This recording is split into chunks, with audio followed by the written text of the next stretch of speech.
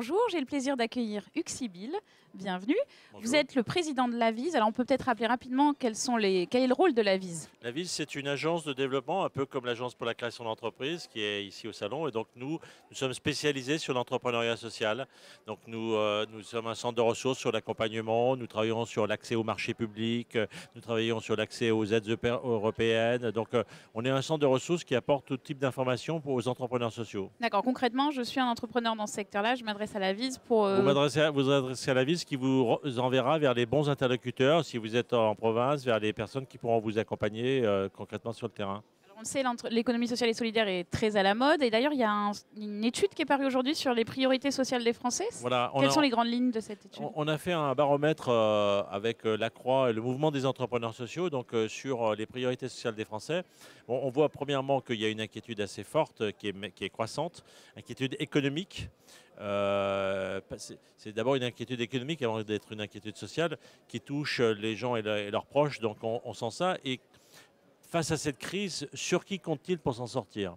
Eh bien, ce qui est frappant, c'est que le baromètre montre très nettement qu'il compte sur les PME, les entreprises sociales, 53% comptent sur les entreprises sociales, c'est quand même énorme, les ONG et les Français eux-mêmes, bien avant les pouvoirs publics, les corps constitués, les syndicats, etc. Donc ça veut dire qu'aujourd'hui, en fait, face aux difficultés dans lesquelles nous sommes, l'entrepreneuriat social est en train de prendre pied sur, on peut trouver des solutions pour la vieillesse, pour le handicap, pour l'accès à l'éducation, sur les nouvelles énergies, en entreprenant, en devenant entrepreneur social. C'est une priorité des Français, mais c'est aussi une priorité du gouvernement. Il y a un projet de loi qui est en cours. Quelles sont vos attentes, vous, à ce niveau-là? Alors, Benoît Hamon donc, prépare un projet de loi qui devrait être déposé avant l'été en Conseil des ministres et à l'Assemblée nationale en septembre. Donc, il y aura toute une série de mesures qui concernent les coopératives, les mutuelles, les associations.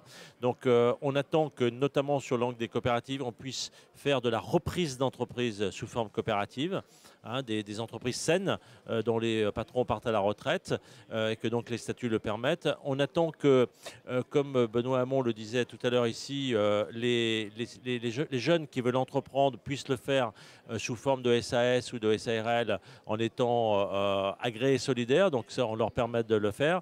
Et on attend que la Banque publique d'investissement qui va se mettre en place finance directement ou indirectement ces entrepreneurs sociaux, parce que certains ont des besoins d'investissement assez importants. Dans le domaine de la santé, par exemple, si on veut créer des équipements de santé, il y a des besoins d'investissement assez lourds. Alors justement, on parle des domaines d'investissement, de domaines de création. Et c'est quoi les tendances aujourd'hui?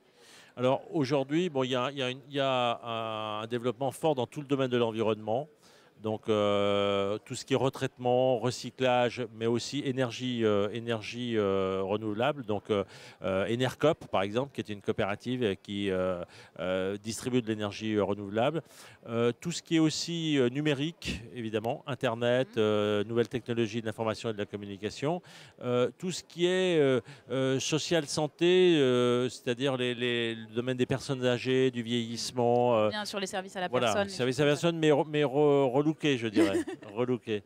Voilà. Donc là, mais ce que j'ai dit tout à l'heure à la grande conférence, puisqu'on avait quand même eu 700 personnes à cette conférence, un vrai succès. 5000 personnes qui passent sur notre stand dans le salon, c'est qu'on peut être entrepreneur social dans tous les domaines de la vie économique et sociale. Il n'y a pas de domaine réservé. Voilà.